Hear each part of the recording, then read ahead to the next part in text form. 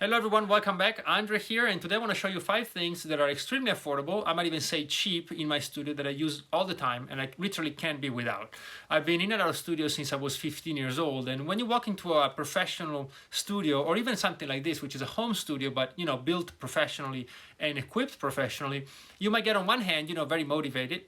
You say, well, one day I'll get something like that, or I look forward to getting that piece of gear and so on. And on the other hand, you might get a bit depressed or despondent by maybe your current financial situation, or maybe simply your living arrangements. Maybe you don't have the room to build something like this. And the good news is that none of this is necessary, right? We've all made music, and I made records with one guitar and one amplifier, and it's really all you need. But today we're gonna keep it very simple, 5 very affordable things I would suggest you look into if you haven't done so yet, and maybe, who knows, one day we'll do the 5 most expensive things. All right, let's start with the guitars. As some of you have seen on one of my shorts, this is one of my favorite guitars out of all of them, and I got a bunch. And this is a 300 euro Epiphone Dot. I've changed the pickups to it, but even before that, right out of the box, it sounded great, has great intonation, feels great to play. You kind of have to check on that. With cheaper guitars, you might want to have to do a little bit of quality control yourself, but other than that, it's a beautiful instrument. Played extensively on all my records, as well as my GNL, Strat, and Telecasters. Those are the Tribute series, which is the lower range of GNL guitars. Still sound beautiful. The Sound the Best We Can is done 100% on the Strat. You can check it out below. The Tele is, I've used it on a bunch of songs. Maybe the most known one, so to speak, is In Dreams.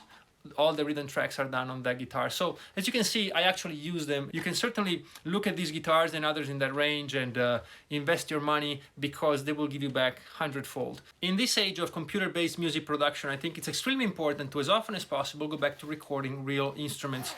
And this is where this guy comes in. I'm sure you've all heard the name and you've seen the microphone. It's a Shure SM57, maybe the most beloved and ubiquitous microphone in all the studios around the world. Works incredibly well for electric guitars, snares, drums, percussion, but you can use it on anything.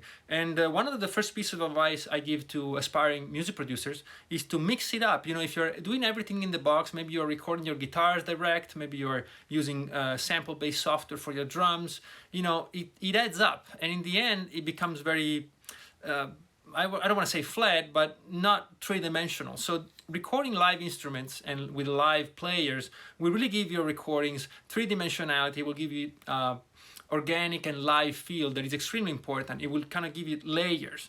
And so it doesn't matter how small the part, maybe just a little shaker or a tambourine, or maybe a vocal effect, or maybe just one acoustic guitar on your tracks. It will really work wonders. So SM57, there's other cheap microphones, AKGs, Sennheisers, but this is probably the most famous one. You can't go wrong with an SM57. I can tell you for a fact that many guitar players eventually get bitten by the synthesizer bug. It happened to me when I was actually very young. I got really into soundtrack music and electronic music, and Vangelis especially was such a huge influence on me. We had a great impact on my development, as I talked about in one of my shorts when sadly he passed not too long ago.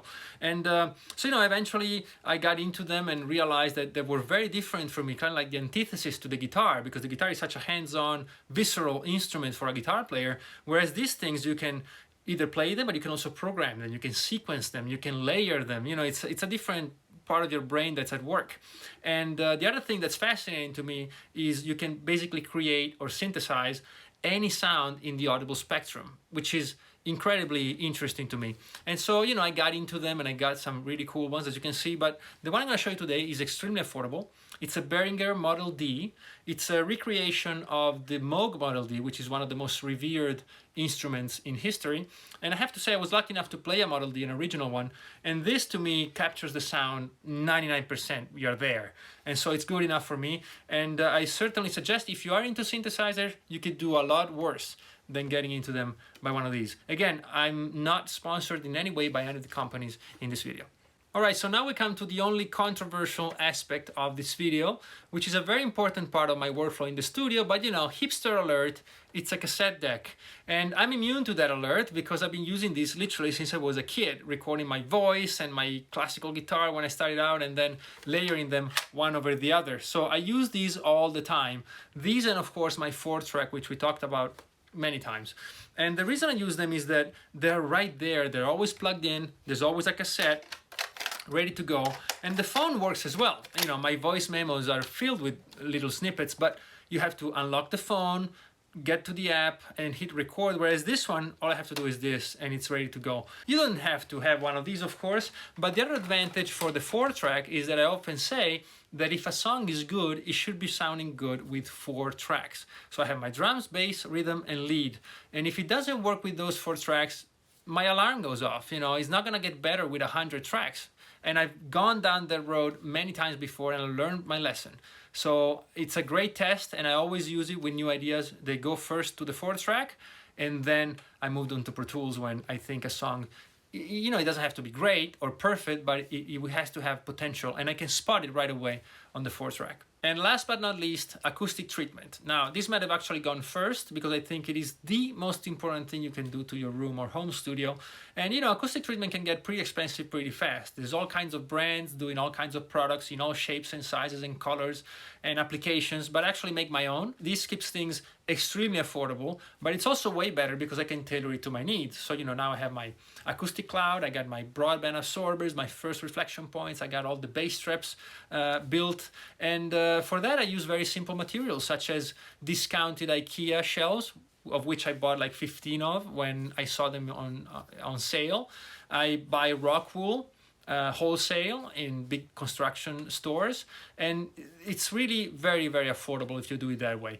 And it itches a bit when you put it together, but it's worth it.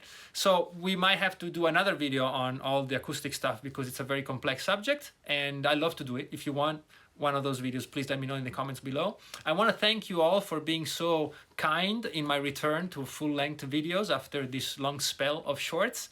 And thank you very much again. If you haven't done so, please subscribe, like, comment, you know, and all that good stuff. It really helps out. And I look forward to seeing you again and, if I can, to helping you out. All right, see you soon. Bye-bye.